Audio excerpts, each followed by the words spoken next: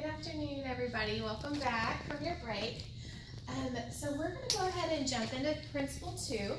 Earlier we talked about Principle 1, which was having a safe environment for learning, and now we're talking about Principle 2, which is having a positive learning environment. And of course, this is something we all want for our kids. We want them to have a positive learning environment because that's how they're going to learn the best. So let's take a look. For this principle, we also have strategies. So here are some of the strategies you can see on your PowerPoint, and these strategies will help you to have a positive learning environment, like I said. So the first one is to spend time with your child. And I know that this one can be a struggle, especially for you guys who also work. And then some of you who stay home. I know everybody's different. You may have errands to be running and a lot of things, so you're with your kids, but you feel like you're not really spending a lot of time with them. So what I'm going to tell you about this is that you don't have to plan like an event to spend with your child. Like if you want to spend a whole weekend or a whole day or something. You don't have to stress yourself out to do that. So what we mean by spend time with your child is to spend small amounts of quality time. So your child will benefit more from just those small amounts where you spend quality time with them, so much more than those times where you just go overboard to try to plan and stress yourself out. And so just remember that those little times throughout the day where you just give your full attention to your child and they know that you're just fully invested in them and really paying attention, those times are going to be the most beneficial for their learning and make them feel like they're really getting that quality time with you. Okay, the next strategy is to speak nicely. So we as adults, we know, like, you wouldn't talk to another adult, a coworker or family member, hopefully, in a angry or negative way, just on a daily basis, right? So that's the way we want to treat our children. They're still people. They're just smaller than we are. So we want to speak nicely to them. And another reason why we want to speak nicely to them is because they are going to do what you do. So every day, all day, when you're interacting with your children, you're modeling for them how to treat others and how to interact with others. So you want to remember that when you're interacting with them, to speak nicely, because that's how you want them to speak when they're in public or when they're with their friends or anybody else. So just remember that, to speak nicely. And I know sometimes when you get frustrated or a little bit, things can get hard sometimes, but take that time to cool down and remember to handle situations with grace and speak nicely to your child. Okay, so the next strategy is to chat and listen often.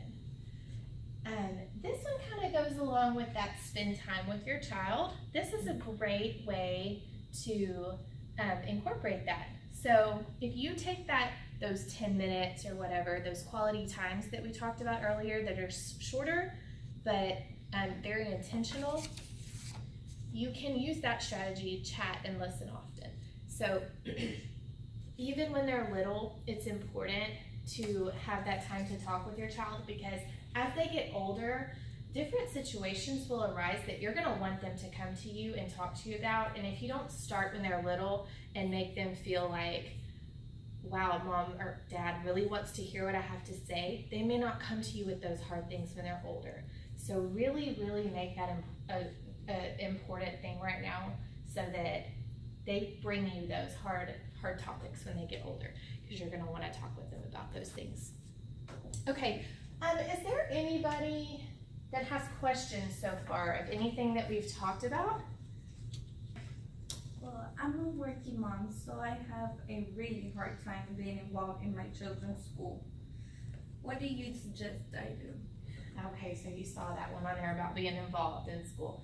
That can be super difficult when you're a working mom. I know from experience, like it is hard to be involved and I can't do as much. Is anybody else here a working mom that struggles with that, being involved with your child's school, or has found anything that helps in that area? Yes, I am also a working mom, and it actually got really difficult to get those going. And I felt at some point that I wasn't being involved enough in my child's school and activities that they're actually doing. Uh-huh. So what I did is just email the professor just to ask her what I could actually do that could help better.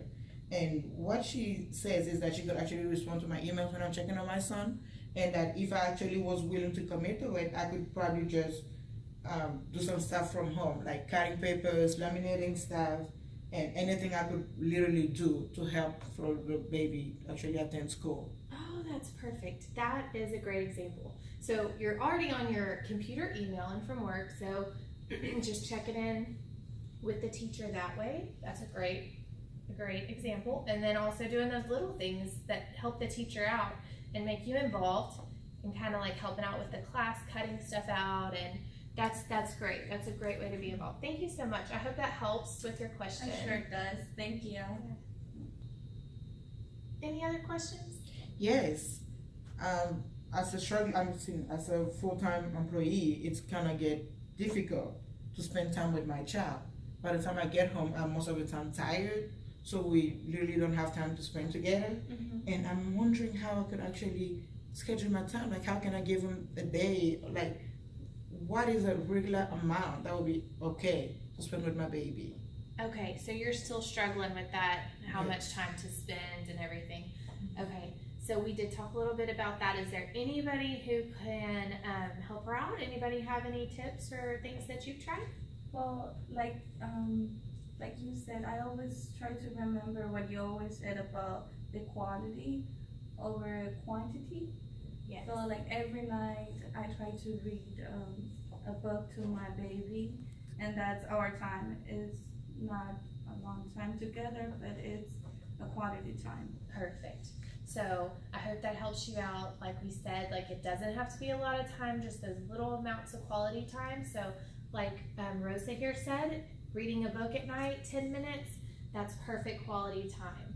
And then you may even be able to get some of that chatting in with your child too, and talking about your day. And then who knows what else it could turn into after that. But that's perfect. A great example. Thank you so much.